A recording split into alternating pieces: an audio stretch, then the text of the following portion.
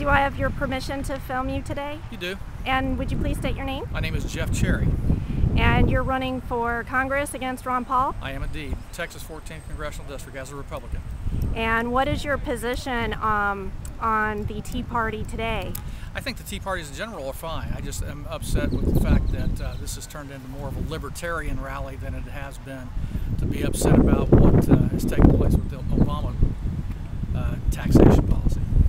And what makes it more of a libertarian rally, and what would make it more of a Republican opposition to the Obama budget? Right. Well, I think the focus needs to be more on fixing the problem than it does constantly causing more separation in our country, to be perfectly honest. I think you think this is a polarizing? I think it's a very polarizing thing, and I think that's the biggest concern that I have. You know, we certainly have a right, as they've stated, to get out and speak our mind and speak our piece.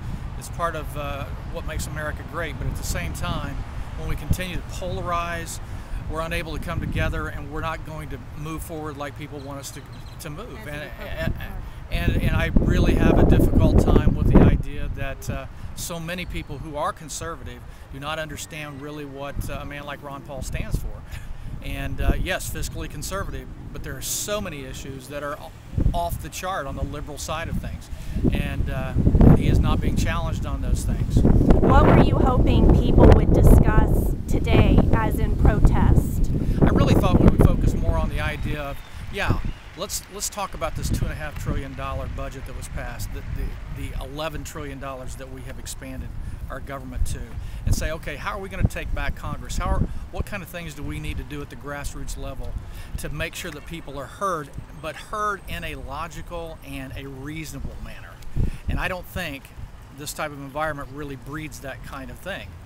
What kind of environment are we talking about over there? What were things that were counterproductive specifically? Well, I think that the idea that, and again, I'm not sure of the names of individual people who spoke prior to Mr. Paul. I understand.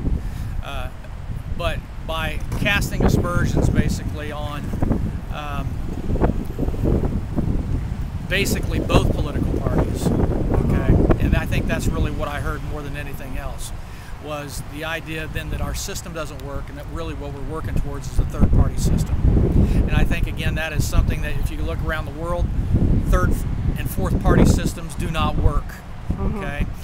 We saw what happened in the election when Ross Perot got involved in 1992, okay? And again, we see, I'm sure, lots of Republicans here like myself, but at the same time, we have a short memory to understand how that could be so divisive within our own party at a time when we've already lost the White House, lost Congress, and I don't see this in any way of being able to bring us back to where we really need to be. There was a lot of cheering. Do you think that the vast majority of attenders today anticipated a more libertarian view? I think based on what I saw in the crowd, the types of signs that I saw, a lot of them anyway, I think they did anticipate this. I know that it had been publicized that Ron Paul would be there, so I'm sure that brought out some of that crowd in particular. Certainly there were lots of people there who are holding up signs that I certainly would support as well. In terms of the taxation issues, we need to be very wary of what's going on, obviously, with the Democratic Congress. Do you think it's more of a taxation problem because 95% of Americans got a tax cut, or do you think it's more of a spending and an unaccountable spending problem? I honestly believe that it's more of an issue of the accountability when it comes to this massive budget.